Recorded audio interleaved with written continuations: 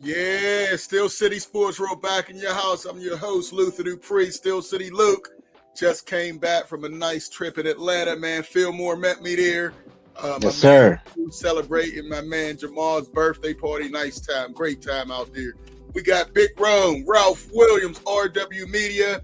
Claudia Rosano is in the building. We got Smoking Jim. What's going on, fellas? Hey, great. Everything's going good. Happy Wednesday. Listen, we got a lot of stuff to get to. Some of us did the bracket. Some of us was cheating like Claudio and did a big bracket that we can't check up on. But we're going to get into it anyway. A lot of y'all did some brackets, and we're going to go through those. Ralph, Smoking Jim, I didn't see y'all brackets in there either. So y'all hiding out too. Well, Ralph and Jim was wrong. They predicted Miami of Ohio to win the whole thing. They were done the very first game. They were done. Well, I didn't create a bracket, but the two teams I was looking at were Miami of Ohio and, of course, Jamie Dixon and TCU. I thought they would do better. Jamie Dixon comes up short every year, unfortunately. But Pitt messed up losing them, though. That's right. That's right. That was a big loss, but hey, it is what it is. Claudio, man, what's going on in your mind? Get us started, man. What's on your huddle up? All right. There was a young lady. I know you and Fillmore, you guys love women's basketball, and I don't know too much about it, but I saw something this week. That I was incredibly impressed with. I want to get her name right. Luchi Okinawa from Maryland, when her coach, Brenda Fries, got in her face, not in a mean way, was trying to inspire her, motivate her, and so on and so forth. And she was telling this young lady how much she believed in her and things like that. And that young lady looked her dead in the eye and was focused and went out on the court and played a hell of a game. And I only, Kelly Russell does, what's it called, Luke? You deserve credit. You deserve credit. Deserve credit. Yes, sir. That young lady deserves a hell of a lot of credit because she wants to be coached. She wants to be better. As soon as I saw that highlight, I said, that young lady is going to be a success, not only on the court, but off the court. And I really commend her for being the type of person she is. It's a shame that you have to say that you have to give somebody credit for wanting to be coached, okay? But I give her credit because I see a lot of people who don't want to be coached, who aren't going to be better, who think that they know the name of the unknown soldier and they don't. A coach is only trying to make you, better. And sometimes players anymore don't want to be better. They feel that they are where they are. And I don't like to coach those kind of players, to be very blunt with you. But this young lady, I was very impressed with her, extremely impressed with her. I like that. I like that. We lost Smoking Jim. We're going to try to get him back on the line, man. But I like that. There were some people that was upset. They thought she was doing a little too much. Jim, you back with us? Yes, sir. Okay, sorry about that, man. You know what, Luke? My high school coach, Rich Woznicki, told me when I was a sophomore, if I don't holler at you, that means I don't care about you. If I don't try to coach you, that means I don't care about you. And it's that simple. And that's happened a few times in my coaching career. I'll do everything I can for you. I want to make you better as a person, as a player. If you don't want it, that's on you. Absolutely. And there's a quote that I heard. It says a calm sea never made a skilled sailor. There you go. So you need that adversity from the coach. You need that challenge sometimes in order to make you better. That's right. A calm what? A calm sea never made a skilled sailor. A calm sea never made a calm sea. Oh, SEA? SEA, Jim. SEA. The water, brother, the water. Never made a what? A skilled sailor. Oh, okay. Okay, I like that. Well, I'll tell you what, the audience will Claudio used. I didn't hear what the coach or the team that Claudio was talking about. He was talking about Maryland. Maryland's Terrapin, the women's coach, she got in her star player's face and was trying to encourage her. And nobody cares about women's basketball. Oh man, we love women's basketball here, Jim. Listen, the WNBA just got a new contract. The Come first on, man. millionaire basketball players will happen this year, Jim. Well, So you can say I didn't that all know. you I want. didn't know till yesterday that the women was playing in the tournament because First Take and all that has only been talking about the men's bracket. So Well, it's not as evidently, big, Jim. evidently, It's not nobody as big, cares. man. Jim, you Yeah, always gotta come with nobody something. cares. I mean, I'm just saying, nobody cares. Whatever, Jim. A lot of people care. I care. That's all. I'm care. glad- More cares. I'm glad Claudio was, racing through the channels and happened to catch that. I know he wasn't watching. What you got, Jim? You always want to throw some slander around. What you got, Jim? Well, channel surfing can be a good thing if you want to see women's basketball. Hey, listen, Luther. I've been saying this all along. I think this is a pretty good quarterback class, opposed to what all the experts are saying. And I think that every year you don't have a franchise quarterback, and I think Fulmore agreed with me here. You should draft a quarterback in some round. The Pittsburgh Steelers only had 2 franchise quarterbacks in 100 years of their, franchise. So you got to draft a quarterback at some point. And with 12 draft picks, I would draft 2 quarterbacks. But one of the quarterbacks I think you have to look at, and he's raw, but his upside is through the roof if you don't mind coaching. Claudio's a coach. If you don't mind coaching, this is the type of player you want. You want a guy like Cole Payton from North Dakota State, 6'3", 235 pounds, 4.5 40, which is one of the fastest times ever for a quarterback at the combine. Vertical jump 40 inches. He's left-handed, put you in the mind of a Mark Brunell or a Kenny Stabler.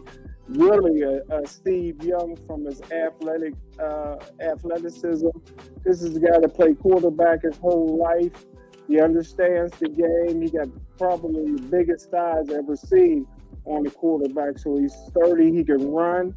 He could be a running back in this league, really. And I think if the Pittsburgh Steelers is looking at upside, he completed 70% of his passes this year. You're looking at upside, somebody with potential down the road to be pretty good with some good NFL coaching. Cole Payton is your guy in North Dakota State. Okay. Good look. God, that's a good dig. That's a good dig. I like that. Yeah, North Dakota, they have some players they're trying to get. Oh, they pump athletes out. Me and Fulmer agree a lot. I don't know. I'm not saying too much, Fillmore. Hey, he'll be out there a lot of times, man. Hey, Jim, who's their left tackle? Who's their left Williams. tackle, Jim? Ralph Williams. I'm there in my wheelchair pushing them out there, man. I do better than that. Luth, I was just kidding. Right. Listen, man. And I gotta follow like Ralph always does, man. We got to give a shout out to my guy James Beard. Passed away last week. Great friend of the show. Man. He was always in the Steel City chat. That game that we did, Obama, versus School from Philly. He was one of the main ones in there commenting. So it was real sad. He did the game. The middle school game, the middle school championship game with me and Jim back at March 2nd. And, no day is promised, man. Take every day as a blessing, in his 50s and unfortunately, passed away, but his legacy lives on. He was a coach of Obama middle school kids. So, prayers to his family and all the kids he coached. Sad news, but, definitely was a legend in the city, Perry player. Did a lot for the kids all the way to the very end. So much respect to James Beard. Condolences to his family and all the players he coached. JB, you got a lot of love from Steel City. Listen, man, on that end, one thing I want to talk about, man, these sports broadcasters is going at it, man. Stephen A. and Jason Whitlock, man, they going at it like it's the Tupac and Biggie Smalls out here. The way they're going at it. I'm gonna play a little bit of Stephen A. Stephen A. went in on them, and it was kind of vicious. I'm gonna play a little bit. Tensions are out there, Luther. I mean, they might lose their job, so they got to create something. You know, man, listen. Well, Job Jason Whitlock don't have a job, Right. So he gotta get on everybody. So, but hold on, I do want to play this, man. This was pretty funny the way Stephen A. went in on him. Wow, it was bad. All right, let's play it. But because Jason Whitlock is so addicted and fixated on me, he's gonna go after my boys. It's who he is. And then he's trying to hide behind my quote-unquote that bump my basketball career. I didn't have one. Cracked my kneecap in half. A couple of months after I got there, it was over before it began, damn it. Who cares? I'm 58 years old in the business that you're in that's at the same time that you're in, smoking your ass. Oh. You can't fuck with me. Oh my! It sounds like Ralph whenever he gets mad. Yeah. You know it, man. You know it, Claudio. I mean, I just played a little bit, man, but that was funny the way they're going at it. Jason Whitlock is going to back when he was in fourth grade. I mean, it's just terrible, man. It's just terrible how they're doing it. But maybe we got to start some beefs. We had a couple beefs on the show through the years. Maybe we need to do some more of that, man. Right. Jim beefs with enough people, man. You roll with Jim, just know that through the years, people gonna come after you. Everybody who's on the panel, Jim almost got me shot a couple times and cleared me. I believe that. No, I believe that. I'm serious. You're telling me I believe it. Jim's laughing. He know it's true. So watch your back. You on this show, you might have to wear a bulletproof vest like 50 Cent sometimes. So you saying hanging out with Jim is like that guy from the 5 Heartbeats? You'd be like, every night I gotta fight for my love. For sure. Mark Dizzle's in the house. That's your guy, Ralph. Hey, listen. That's right. Love Mark, man. Hey, real quick, man. Let's let Fillmore, Ralph, and Big Rome get in here. Rome. Now you took all the number ones. How's your bracket looking? I'm about to pull that out. How's your bracket looking, Big Rome? For some reason, I went from second place to third place. I don't know what you did to slide past me real quick. I'm not impressed by your shenanigans. But like I said, it's all about what happens in the end. You can slide and glide. I want you to take that. I want you to take that parade ride into the Sweet 16 and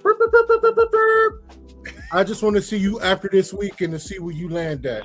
Since you wanted to take all the superstar sleeper teams and things of that nature, we're going to see how long they last. Hey, I still have faith in mine. My bracket's looking pretty good right now. Looks all right. You're 2 points ahead of me. So if you're looking pretty good, I'm not doing that bad. You're not doing that bad, but after this weekend, you might be doing real bad, or I might be doing real bad. Either or. We'll see. Fillmore, your bracket is trash, right? I mean, look, I was number 3 until Florida lost. I was like, you mother suckers. I started cussing like a BET movie. Start calling people mother lovers and stuff. So I was like, you mother lover, like, and not since 1984 or 85 did North Carolina lose in a round of 64. And that's why they got Hubert Davis behind out of there. They put him out of there. You can't put no support on Hubert Davis. Come on, Fillmore. Man, I was going with my heart on that one, man. I'm a North Carolina fan because of Michael Jordan, okay? He went to North Carolina, so I'm supporting North Carolina for life, all right? So, Hubert Davis, you got to go, man. And now they're looking for a new coach. He did such a bad job. They're like, you know what? We can't even hire anybody from North Carolina family anymore. They're looking outside the family. Go get Donovan. I got to think outside the box. Hey, Claudio, you tell me you part of mob. What is it like to look outside the family? That's taboo. You don't do that. Well, you're talking the wrong guy about my family. I thought my mom, dad, my wife, my daughter. You can throw Jim and Luther in my family. But Ralph, I get what you're saying. you really, I'll put it to you this way, Fillmore, all you guys on Shark Tank. They had this. I said this story before. They had a guy who came on who had this black rubber thing for his back of his truck, and he's talking about we have to build it in my hometown because people are losing their jobs, and he's crying, and Mark Cuban and all them are getting all emotional, and that one guy, Mr. Wonderful, said, yeah, but it'll be cheaper to make it in China. He says, no, we have to make it in my hometown. Then all of a sudden everybody quit crying. They got down to business. They said, we love you, we love your product, but we're out. In other words, business is business. Yes, he's a hometown, he's a star and so on and so forth, but you have to get the best person. I do understand, when you say he understands North Carolina basketball or Duke basketball, but none of those brands are the same as they used to be. Okay. That's right. So like when Bobby Knight left, you can't just keep hiring Indiana people and Duke people and North Carolina. If it works, that's great, but you have to open it up to hire. I'm always into just hire the best person, the best fit for this position. So see, and Claudio, this is, the identity of college basketball is no longer the same. The identity of college football is no longer the same because of the NIL, right? And you used to identify each program with their coaches. Jim Calhoun, Jim Boeheim, Coach K, Rick Pitino, Roy Williams, Dean Smith. Coach Thompson. You identified those teams with the coaches. Now the identity is the NIL. It's no longer the coaches. No doubt. So they don't run the show anymore. No doubt. And the problem anymore is, you talk like on my bracket, which Luther doesn't believe it. I'm going to get Big Rome to go after him. But I had North Carolina going pretty far. But you know what I was doing? I was rooting for, not rooting, but I was putting the brackets on the uniform, the laundry. That's not North Carolina. Like, is there really, are there really any big upsets? What makes you say, damn, like High Point and Arkansas, that was a hell of a game. But I don't know where High Point is, but is Arkansas that much better? It's just different now. I was just telling somebody today, Dr. Hall, Smoking Jim, I was with her today. Remember when Chaminade beat Virginia? Well, you guys don't remember, years ago. It's like, damn. Or when Harvard was in the tournament, they were beating people or getting close. Those would have been upsets. Nowadays, Bucknell beat Kansas. When Bucknell beat Kansas, there you go. That was an upset. But nowadays, it's not. When NC State beat Houston in a championship, it's like, damn. But nowadays, they're not that. The gap isn't as big because of NIL. That's true. And I think it's better for the sport that you don't have the same guys. And I put up a graphic a few minutes ago. First time since 54, none of these teams made the Sweet 16. Kansas, Blue Blood. These are Blue Bloods, man. North Carolina, UCLA. None of those teams made the Sweet 16 for the first time since 1954. Right. That's a long time, and and I love it. I love it. Hey, Luther. Go ahead. Hey, Luther. First of all, you need to talk about something in your own generation, which is not that long. Back in the day, the biggest tournament was the NIT. The NCAA didn't start getting big till later on, but the NIT was the national tournament that the best teams went to. Yeah. And so. Well, you talking about 1954? You talking about 1954? Stay in your lane. Stay in your lane. Hey, Luth, I understand what you're saying about you're excited about the what's going on, but you know what? You got to be careful. Is it parity or is it mediocrity? That's where that's where the fine line is. Okay, so I do understand what you're saying. Parity. I think it's parity, and parity is good. Oh yeah, as long as it's parity. Yes. But it's parity because these big schools, they get the one and dones. The smaller schools, they're getting kids that are staying maybe 1 or 2 years or 3 years or even 4. So it kind of evens up. There's always only been 5 people to play basketball. Back when Maurice Stokes played for St. Francis, they was one of the top 4 teams in the country for 4 straight years. So all you need is 5. So don't act like basketball just now getting parity. Maybe UCLA dominated, but they didn't blow everybody out. They won. How many championships in a row did UCLA win? They dominated. I think from Lou Alcindor to Lou Walton. They didn't beat everybody like UConn women used to blow everybody out by 50, 60 points. Them games was close, and they had some competition. But don't forget that the Iceman Clay ended all that from Fifth Avenue. So Dwight the Iceman Clay, give him credit. And he also ended the 81-game home winning streak, which was the longest in the history of basketball for Marquette. He hit the game-winning shot there. Nobody talks about that, and he's right down there. I think Fifth Avenue is still open. Okay. I think that it has to do too with your style of coaching. It never seemed like Hubert Davis actually put together or formulated postseason play. And it kind of showed. Like, a lot of that has to do with it. When you have a particular brand of basketball, you got to build it up a certain kind of way. And if you don't, you're not going to last that long. I didn't expect them to lose, to be honest with you. But not the Virginia Commonwealth. It was up by 19. You're right.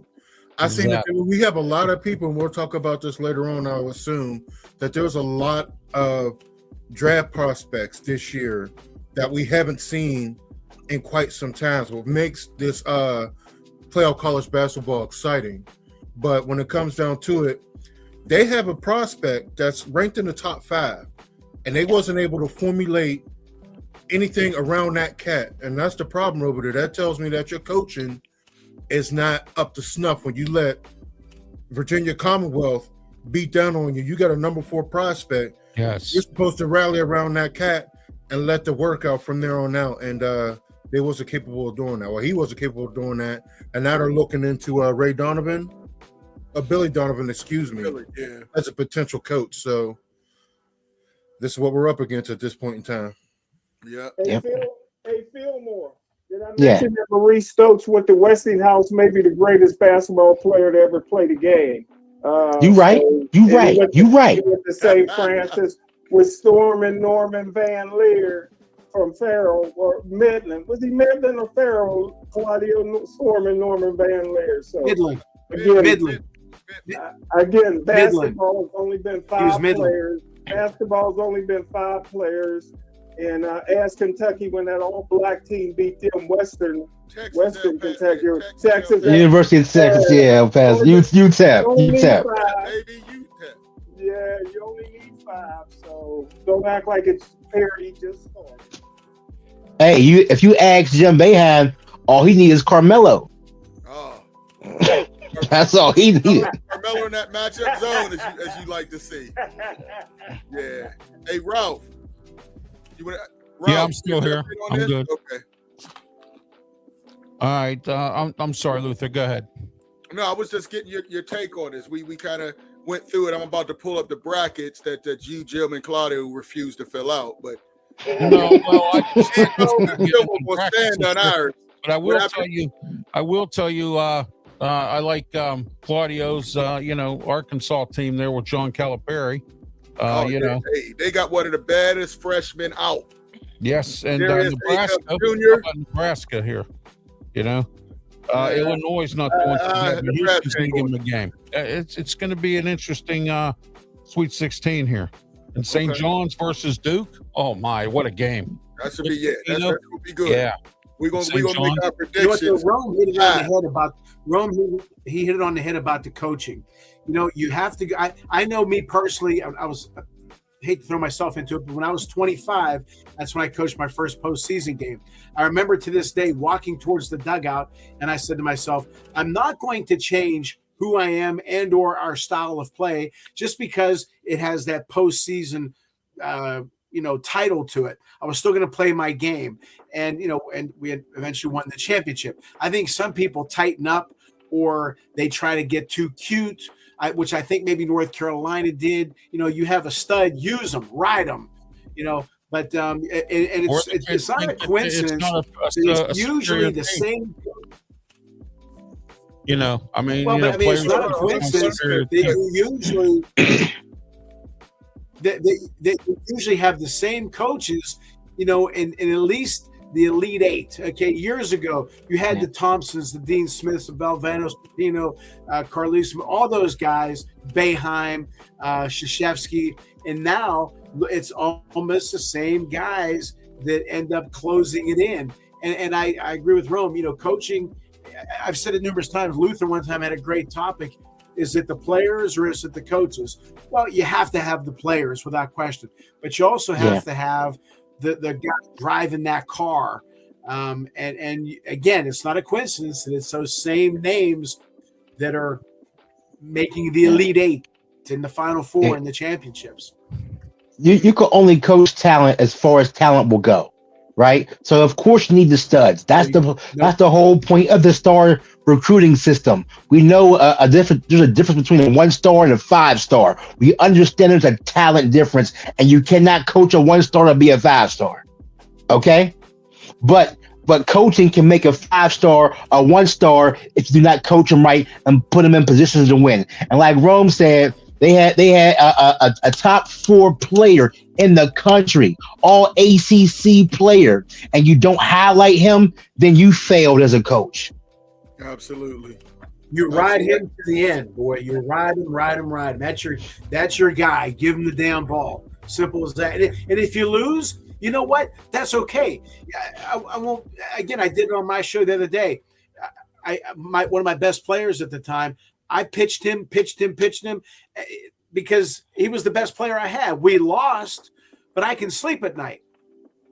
Yeah, for sure.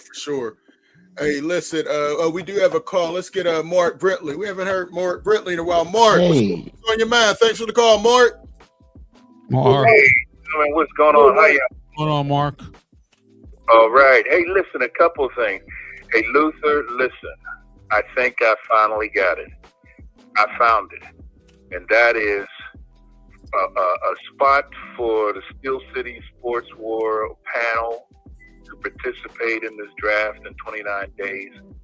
They just released the tour, the plans for walking and the routes, and most of those people are going to be walking. They're discouraging people from driving, use the buses, and they're going to drop the buses off, and people have to walk back and forth.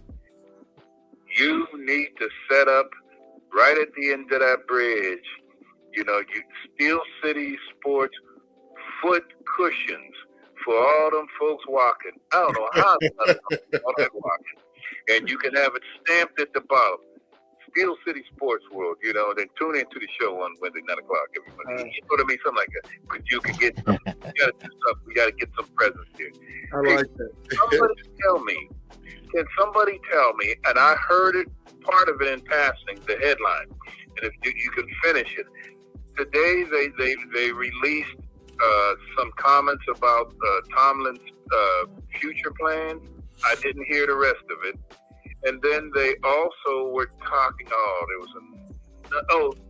somebody else, I think in the 6 o'clock news, I had to get up and run upstairs, that somebody was threatening to sue the NFL over the Rooney Rule. If they didn't get rid of it, that they were going to sue. Now, I didn't hear who it was or where it was coming from, and I'm curious to see if any of you guys heard anything about that. And it's an interesting conversation because there are some misfires with the Rooney Rule.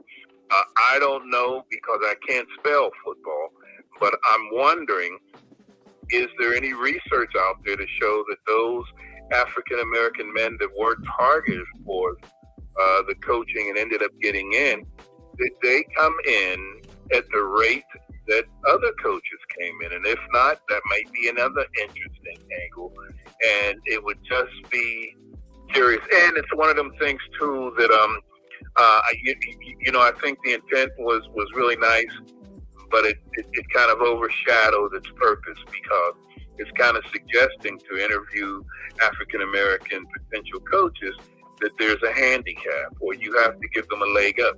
No, these cats are doing extremely well. You know what I mean? They just need a fair shot and a fair system that would evaluate them. Hey, I'm going to hang up and listen. And one last thing, and Smoking Jim, if you can clear it up once again, I can't spell football, but my youngest son told me, hey, Pops, the Steelers just took a guy from Pittsburgh. He went to Gateway, and my son followed him and said that this guy is pretty good. He said that he was happy to be a Steeler, and I'm just curious if you heard that, Jim, and who is he, and how do you evaluate him? Hey, man, I'll hang up and listen to your response. Thank you, gentlemen. Talk to you. Appreciate you, Mark. Thanks for the call. Thank you, All Mark. right. They signed Brisker from Gateway and Mark Brentley's son, and both of them were great football players. The quarterback was one of the best I've ever seen in my life, but they know that if you hear Gateway, Gateway stands for good. Hey, listen, Mike Tomlin, to answer his first question, Mike Tomlin signed with the agency that represented Madden. So it looks like he's going to go on TV. Now, Mike Tomlin told me many and many times that he would never do TV. So I guess I was wrong there. You're wrong a lot. No, he just lied to you. Like Luther said, these guys can change their mind, and I guess he changed his mind on doing TV. But his second question, and lastly, was about the black head coaches and suing the Rooney Rule, which is really the Johnny Cochran rule. But what happens is the hustle the NFL has right now, and don't forget, the owners only meeting is still all white. Everybody that goes to the owners only meeting is all white, and they're doing the hustle, man.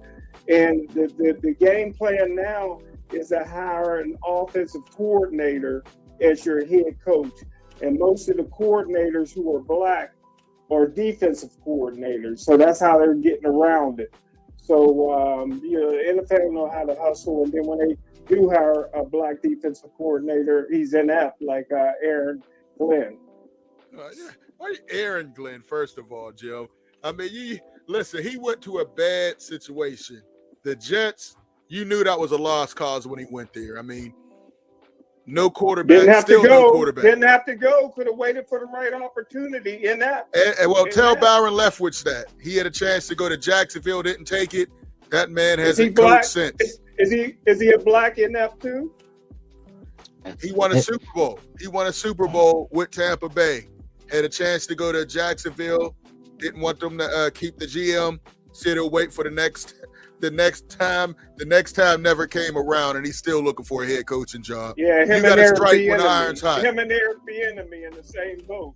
Eric Bieniemy's back with Kansas City in a good spot, waiting for Andy Reid to retire, Jim. So completely different circumstances. You missed that one for sure.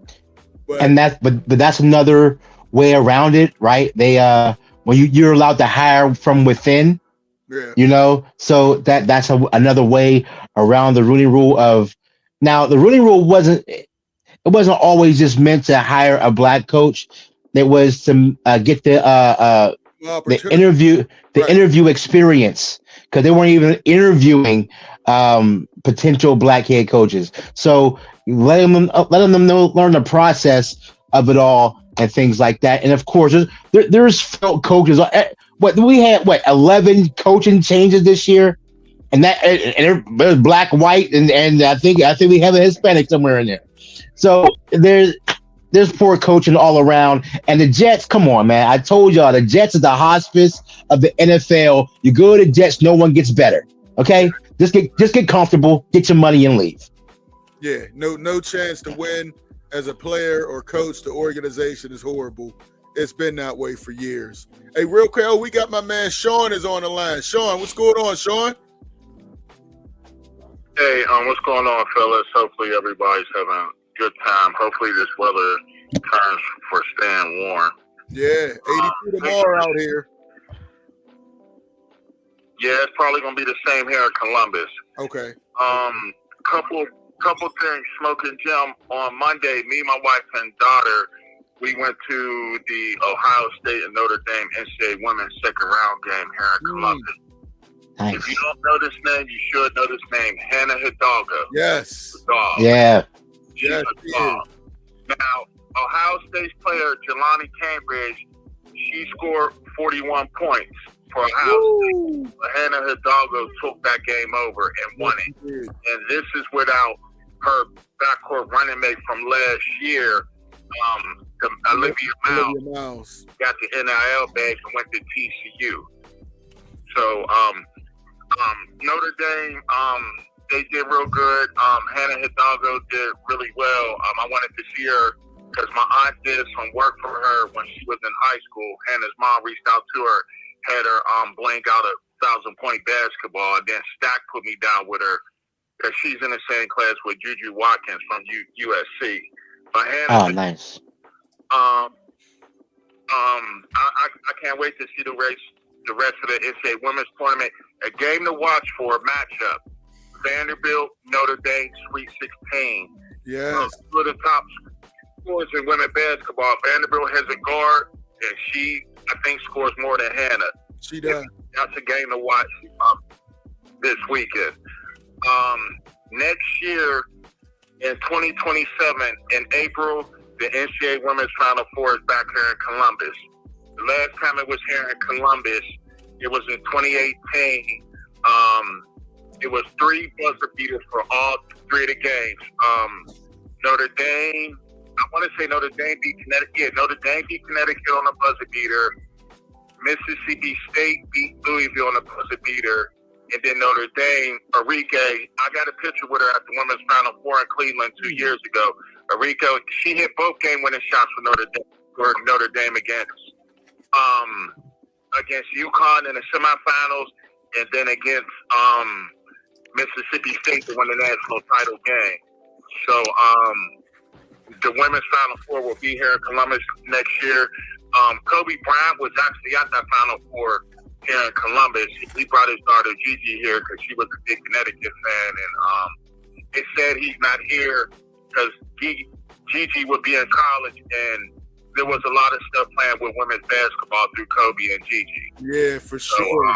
Yeah, big loss for sure.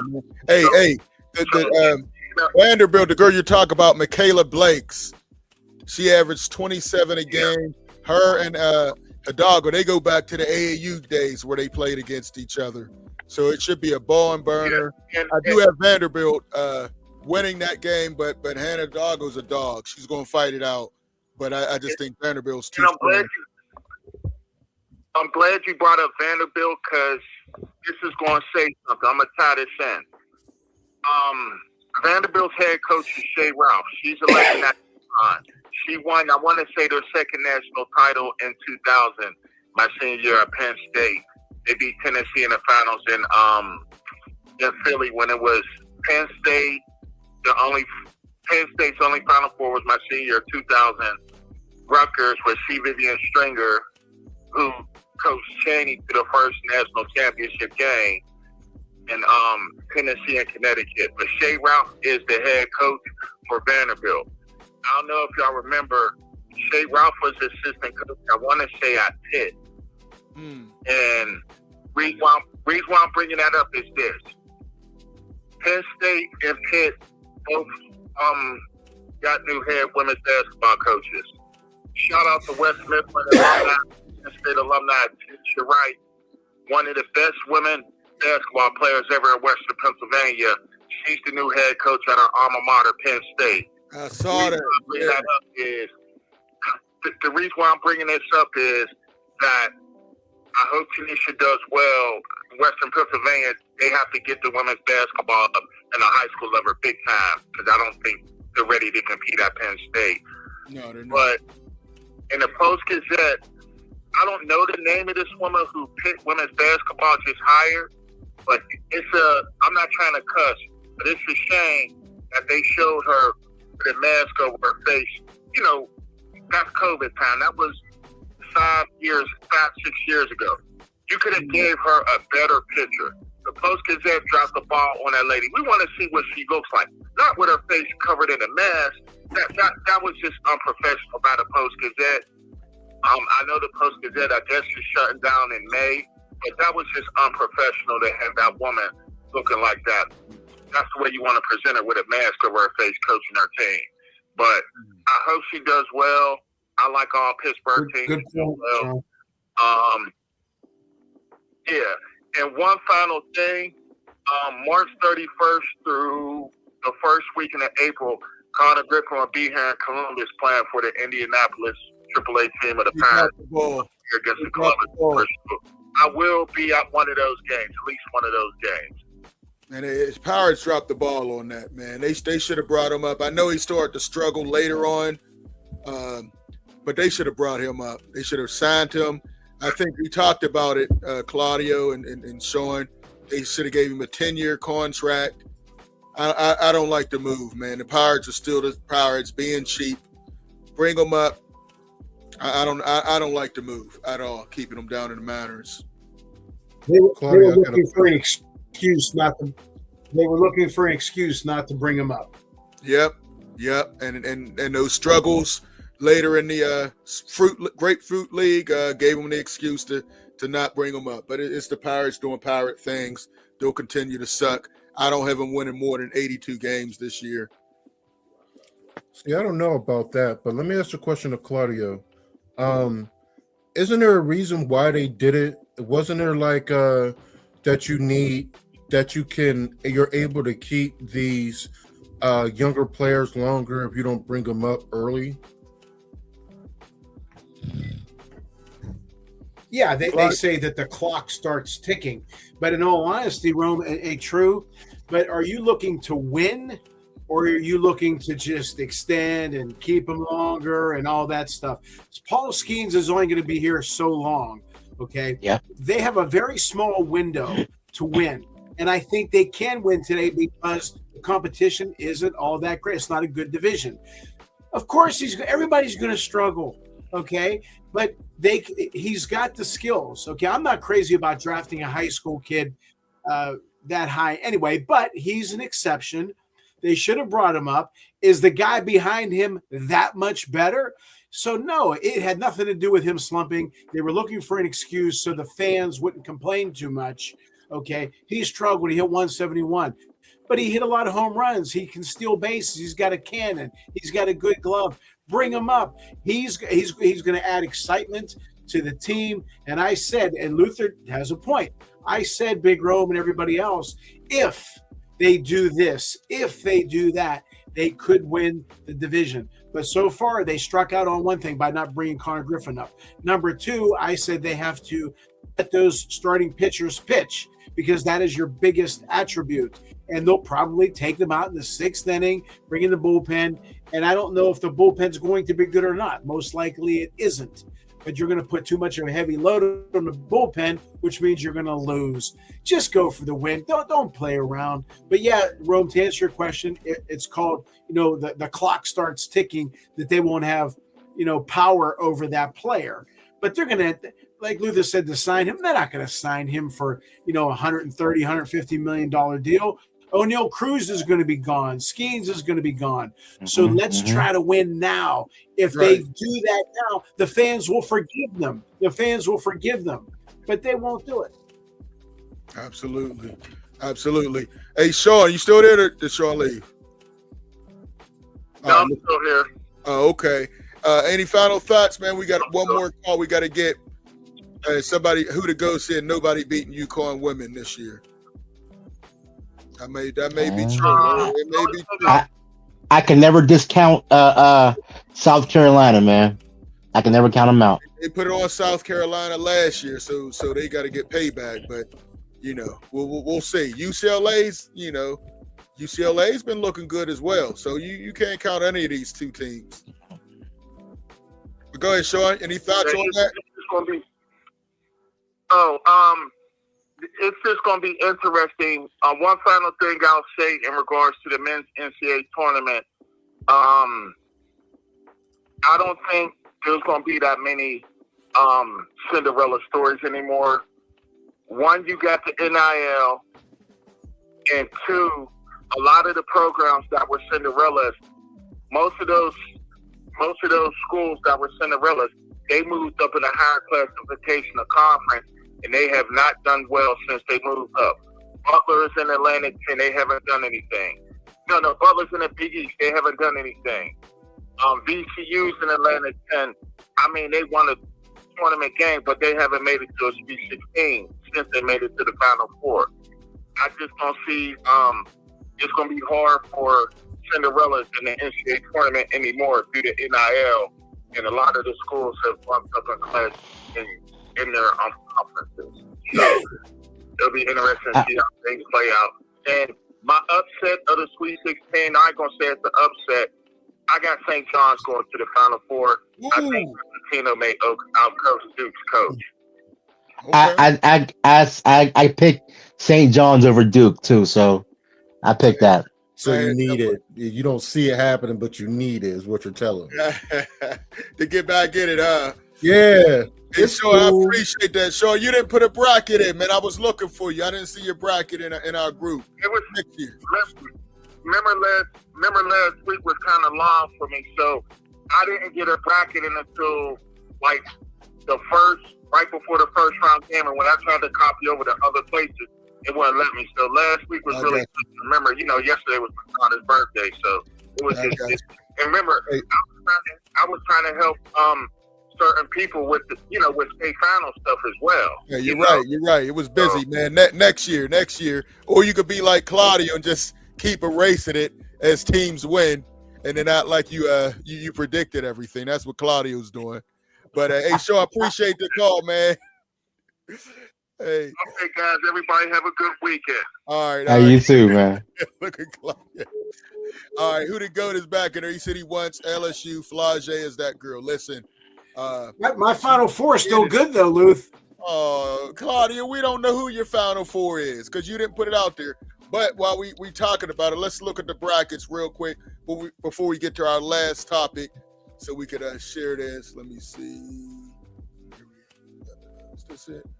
I'm pulling it up. Oh, that's the wrong one. Hold on. I'm going to pull it up in 1 minute. I got too many screens. Hey. Jeff, you still with us? Go ahead, Filmer. What you got? Hey, I'm just saying, hey, Rome, man, I did pick Michigan to win, just to let you know. I'm right with you.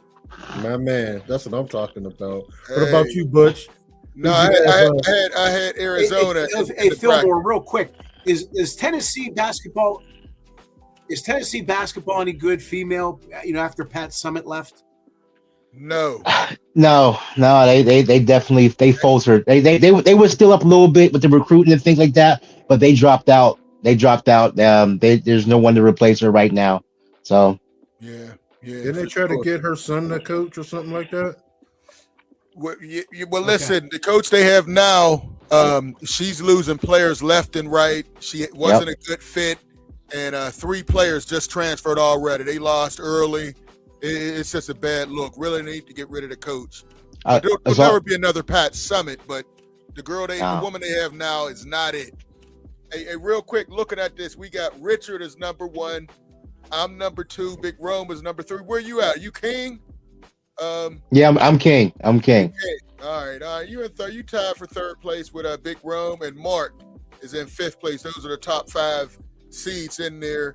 After this week, I should have my 1st place back. I don't think that's going to happen. All right. Well, hey, you're going down and down. King, you got 8 round of 32. You don't have many teams left, bruh. So listen, all it takes is for the ones I picked to win. I don't need everybody. It's the ones I picked. Okay, I'm all right with it. I'm still here. Yeah, we looking at yours now. So your whole head bracket, that one bracket is all messed up. Your Final Four. Hey, Gonzaga and Florida. Killed me, man. Like, oh my God. I don't know why you picked Wisconsin, man. That was a terrible pick. I was just picking the upsets. I don't give a crap. I was trying to pick. All right. So we'll see. Let's pull up Big Rums real quick and see all his number. All he got is number 1s, man. All right. So he got UCLA was the only number 1. He got Duke left, Arizona, Purdue. So those are still you still got a chance. You picked all number 1s, 2 number 1s and a number 2. All right.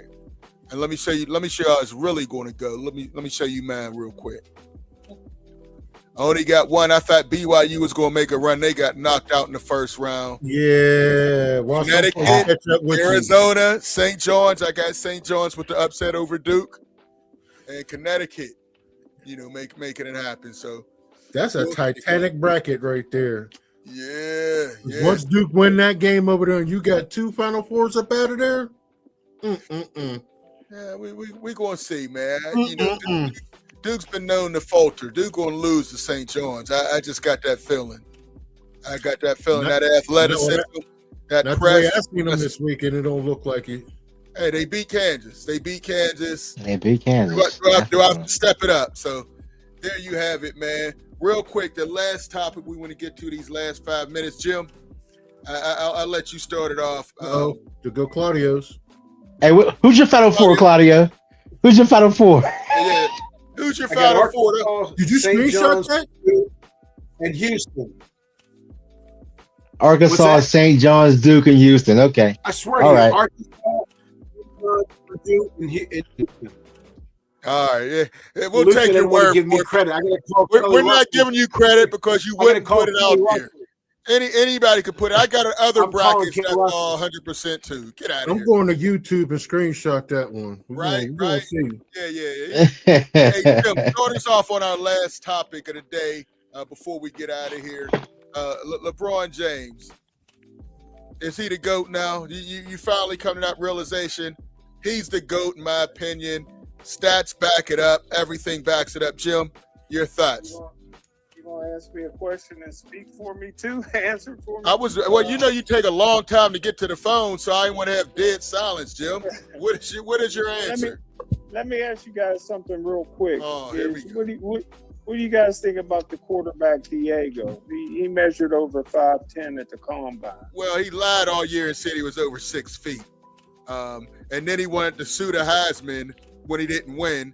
So I don't know, man. He got a lot of Johnny Manziel in him to me.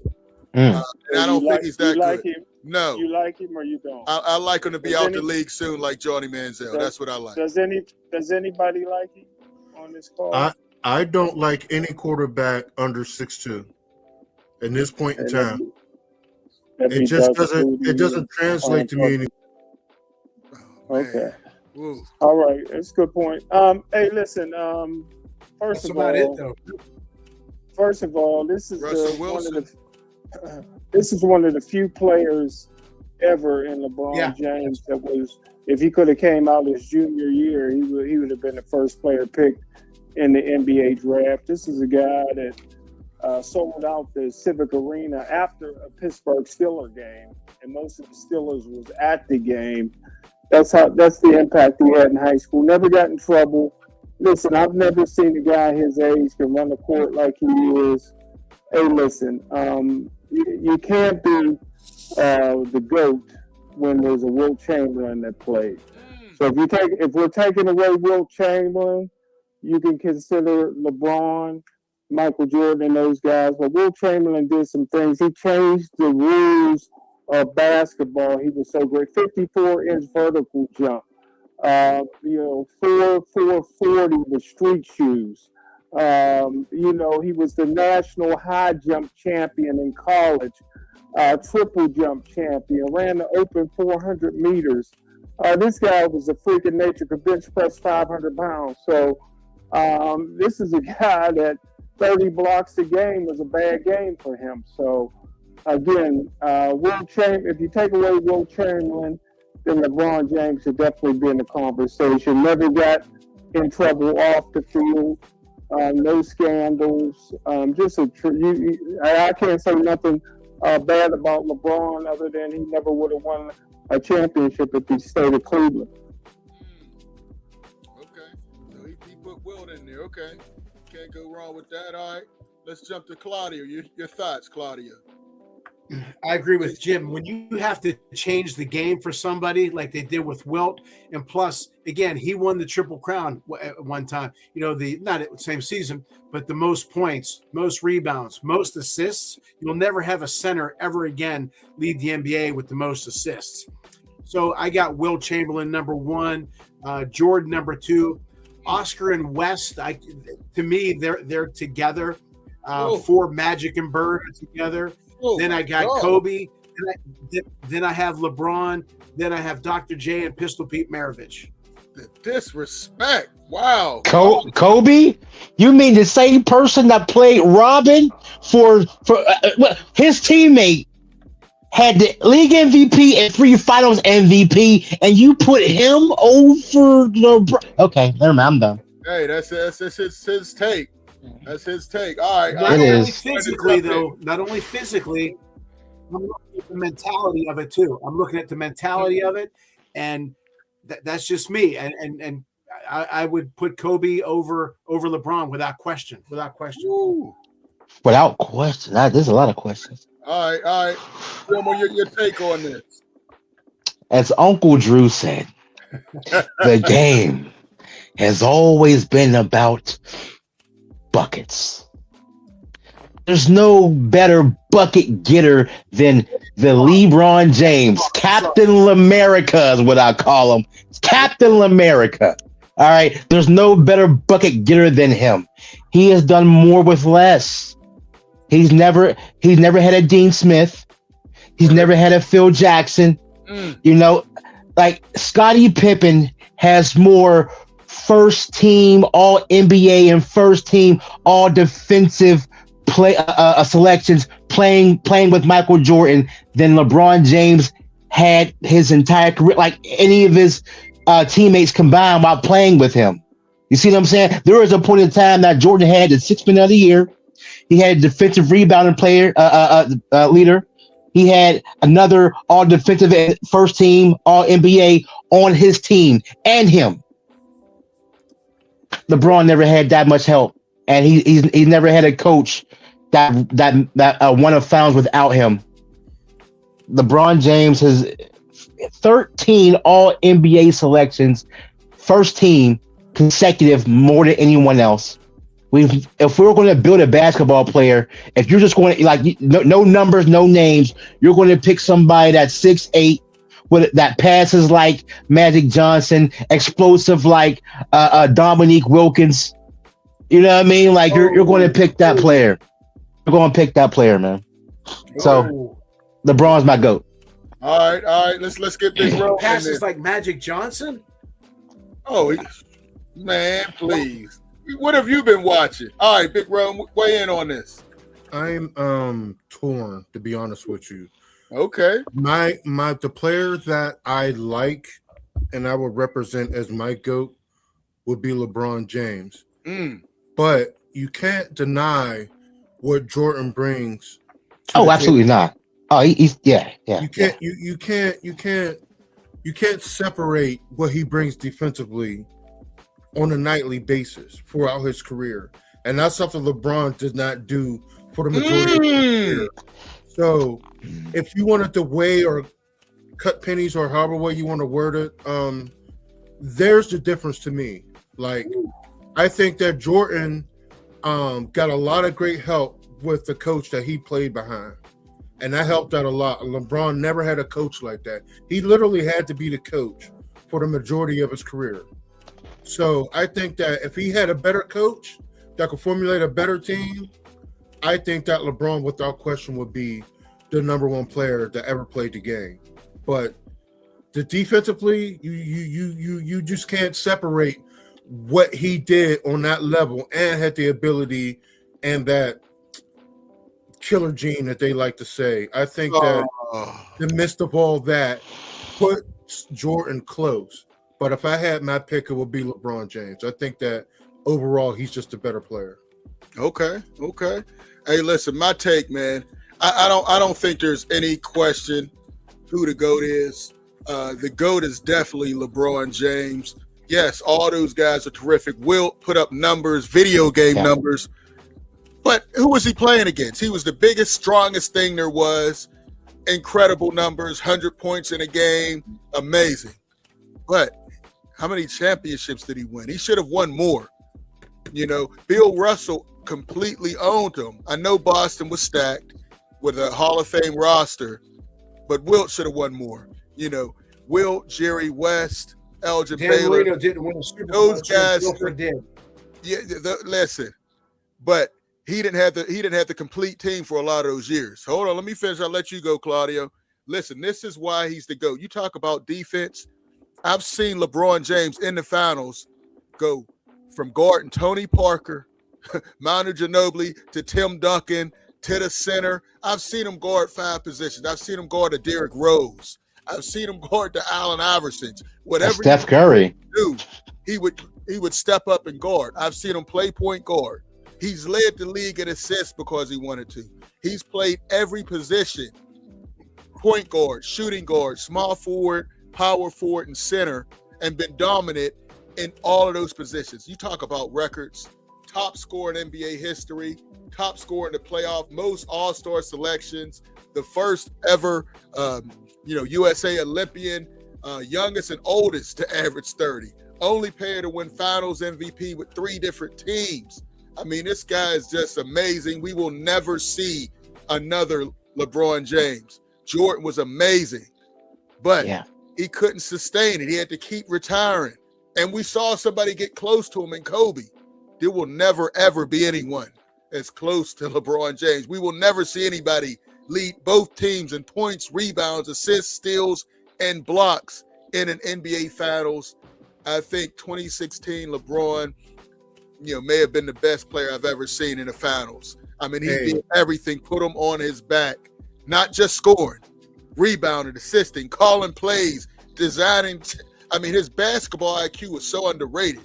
His passing is so underrated. Greatest ever is LeBron James, and I don't think there's any question. Great players of every era. You stick LeBron James on any team, any era, he is going to dominate. At 16-year-olds, he was routinely playing pickup games with Jordan, Antoine Walker, Meta World Ron Artest, back then, and was dominating at 16. The greatest we've ever seen with a basketball. Gene's so good that 2 of his sons are in the NBA right now. Just amazing, man. But it's a great conversation. But that's just my take. Get in the comment section and let us know what you think. Any final thoughts, Smoking Jim, on anything before we get out of here? And Ralph had to go, but we'll catch up with him next time. Ralph, Jim, final thoughts. Ralph had another podcast, but the average height of the NBA today is 6'9.5". The average height in the NBA when Will played was 6'9". So that's a false. Jim. That's a false. Listen, let me finish. So that's a half an inch. So you can throw that out of your argument. Jim. And who did Will Chamberlain play against? Every night he played against a Hall of Fame center. Every night he played against a Hall of Fame center. Jim, so let's throw that out.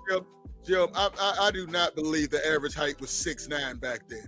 Well, I'm gonna pull up rosters, Jim. You just can't throw out crazy fake news. I've already looked back in the 50s. 6'9", 60s. and the average height today is 6'9.5". So again, I'm just telling you so you don't keep saying that because it wasn't true. It was a half an inch. And how many 7-footers did Wilt Chamberlain play against? Now every team has at least 2. I tell you what. He would dominate today. He would double his points total today. There ain't nobody under the basket. He wouldn't. Ain't nobody under 200. But he might. He averaged 50 points a game. He might average 100. But again, no, the skill level has changed. Everyone want to throw shade on Wilt. I'll say this about LeBron. Other than him never wanting to take the last shot. But he got more shots than anybody in history. Listen. Okay. If LeBron, this is the point I'm making about LeBron, and I agree with Claudio. Kobe was better. Here's the point I'm making for LeBron. If he doesn't leave Cleveland, he never wins a championship.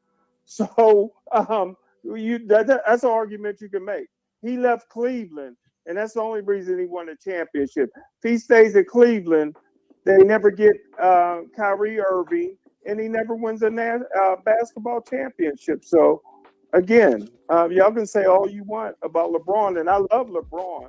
If he doesn't leave Cleveland, he never wins a championship. But you say that like that's something that's written in stone. You said a what if. Jim, no, I don't want a what if. Tell me what is. Jim, they went to the finals in 2007 in like his 4th year. How'd they do? They got beat by a Hall of Fame team in the Spurs. What I'm saying, you said he wouldn't have won. You don't know that, Jim. The headlines in Cleveland was They'll never win a championship. Jim, that was not the headline. It was the headline they lost to a generational team with 3 Hall of Famers on there, and it was just LeBron carrying a bunch of average players to the final. I believe Why'd he he wins leave? one, not as many as he has now. Why'd he leave? If he thought he could win a championship, Well, here's one reason why he left. When it was free agency, he wanted them to get Amari Stoudemire. They did not, and they went and got your boy from that went to North Carolina. Not Jameson. Amari Stoudemire. Nigga, Antoine Jameson. Antoine Jameson. That was one of the reasons nobody was coming there. I got 2 things. Stoudemire, or was that an excuse to leave? No, listen. I'm just telling you, Jim. He left because Cleveland was not giving him what he wanted to get. They wanted to be cheap. They could have got. It was poor ownership. It was poor ownership, and it's still poor ownership. It was 2 things. 2 things I gotta say. Number one, they had a powwow where they were trying to decide where they was going to go with that big 3, and they couldn't decide to go into Cleveland, so they ended up going down to Miami. Number one. Number 2, Kobe Bryant got punched in the throat by Chris Childs twice. Oh, that automatically knocks him out the top 5. I don't care what none of y'all say. Because the guy with a He pieced him up in the throat twice. That automatically takes him out of the top 5. Even with a 2 feet. He went to the school. Off his Adam's apple like this. Like I mean, rumor has it he was training with Butcher Douglas before that game. That's a rumor has it. Is that your king?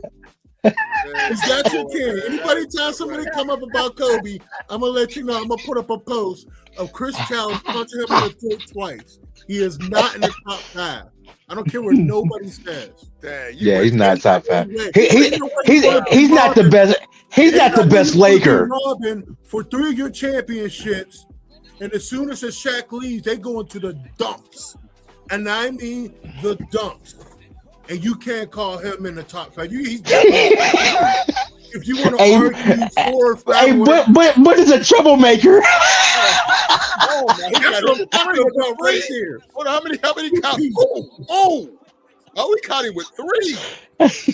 Yo, he went to Denver here after that. Changed his number. He said that was that homie looking white girl. My wife looking at me crazy. Hey. Any final thoughts, Claudia, before we get out of here? Yeah. Oh my God, that's crazy. I'm with Jim. No doubt, LeBron's an all-time great, but for me, I got to go with Wilt. And I did forget Jabbar. I mean, the greatest weapon in basketball history was Kareem, without question. And then I hope I mentioned Dr. J in that thing too. So, for me, I'm still going to go with Wilt, and he would be unreal today. Don't forget, he played against guys like Wes Unseld, Willis Reed, Elvin Hayes, Nate Thurmond, and he played against those guys every day. It isn't like wasn't he blocking some shots? Dudes was shooting it up underhanded too. Bill Russell, come on, man. Some of them boys was throwing it up still throwing up underhand shots too, man. When he first came, it was a different style, and they were a lot rougher back then too. So, you know. I understand that. Yeah. Any final thoughts? More big realm. Real quick, man. Michael Jordan has never faced a player at his position at the likes of Kevin Durant or Paul Pierce. Paul Pierce and Kevin Durant is better than every shooting guard that Michael Jordan has ever faced. Okay. So competition matters. So don't tell me about some defense if you guard and what's his name, dude from the Terry freaking Porter or Jeff Hornacek. The best 2 guard he played against was Reggie Miller. Well, he's no slouch. But he's no Kevin Durant or Paul Pierce. Okay. Listen. But to say LeBron has magic, wow. He does, wow. Man. You haven't seen him? Oh my goodness. That's like magic? Yes. Yes. You Still has Yes. Harrison G. Yes. Boy, man. Yes. He just made an incredible pass. There's a reason he's fourth all time in assists, and it didn't just happen. No, wrong. It didn't just happen. How are you going to be only player, like you said, Phil, only player number one in scoring and in the top 5 in assists. Will he be considered one of the greatest passers? Will he be considered one of the greatest passers of all time? Who? Magic? No. LeBron. Yes. What? Yes. Not in my book. He won't. Well, that's it. Well, in the words of Kevin Garnett, you ain't watching the games, Lord. You ain't watching the games. In the words of Claudio, I know what I'm talking about. In the words, I feel you. You never seen a small forward pass. He's not better than Maravich. He's not better than Magic. He's not better than He is. Bird. He is. He is. But you're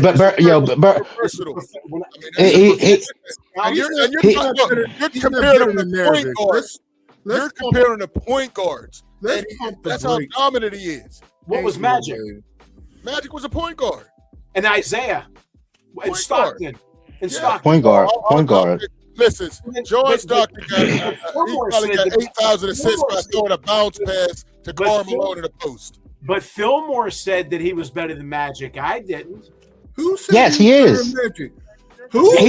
LeBron James is better than Magic. What? He's not. He's a better passer than Magic. As a passer, Never be another Magic Johnson. Come on, guys. Hey, listen. Magic is a better point guard. Magic is a better point guard. Magic is a better point guard. Somebody's invoked the name of Paul Pierce up in this chat, which is a foul and a travesty. First of all, because we're gonna talk about this next week. Name me a two guard. Name me a two guard. Paul Pierce is a bum. Name me a two. Name it. Who's Craig Elo? Craig Elo better? Who's better? I'm not comparing. I'm not comparing Paul Pierce to Elo. What I'm talking about is Paul Pierce in this and the time that he played. Tell me who he's better than. Every two guard that Michael Jordan played against in the postseason. Was he a 2 guard or a 3? Was he a small forward or a 2? I'm comparing competition. Clyde, you know what? Clyde, you're right. You're right, Clyde. You're right. Oh, well, that's one. We got one. Because we got to talk about that. You're right. Paul Pierce stinks, number one. Number two, oh my God. Don't you ever in your life talk about Magic like that. Are you crazy? The only reason why Magic, I ain't so bad about Magic. You're talking point guards. He's the best. Hey, Magic's the best point guard of all time. You couldn't talk to me. Magic's the best point guard of all time. I got him number one. He is, and he's a better passer. He's a better passer all around. Forget about position. He's a better passer than LeBron any position. If Magic was a forward, when he was a center in the 80 championship, he was a better passer. Hey, somebody, my man, MD said Dumars. Dumars was nice. He was defensive. He's not better than Paul Pierce. I'm not taking Dumars over Paul Pierce. I'm not taking Dumars over Paul Pierce. Get out of here. Get out of here. Don't play with me. Dumars got 2 titles and a MVP. Paul Pierce got carried. I can tell you who he got carried by, and I can tell you what position who he got carried by. Kevin Garnett. His name was number 20. He had a number 20 on his back. Kevin Garnett. Number 20 came over. Kevin Garnett. Hey, who's a better passer? Take away Isaiah, and who the heck is Dumars? Fillmore, I'm going to ask you a question. Last thing. Who's a better passer? LeBron or Kenny Pickett? Oh, gosh. Who was a better player, Ray Allen or Paul Pierce?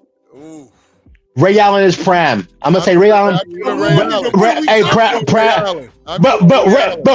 Ray Allen Bucks, not Ray Allen Celtics. Let's get it right. Ray Allen Bucks, not Ray Allen Celtics. They made Ray Allen do what he's good at doing, what nobody else on that team was capable of doing. That's the reason why he was over there doing what he do, because he couldn't take the ball away from them other cats who couldn't do what he do. He played his position. That's what it was. If they allowed him to do it, and Paul Pierce wasn't king of listen, Boston. Ray Allen, Boston Celtics wasn't that dude, Big Room. Stop. He wasn't allowed to be that dude. Because he wasn't. Hey, listen, we're gonna continue this next time, man. For film, audio, real talk about NBA. Phil Moore. We going to finish our March Madness and our NBA podcast. We're going to get in our positions, man, because y'all brought up some wild stuff. I'll check y'all next time.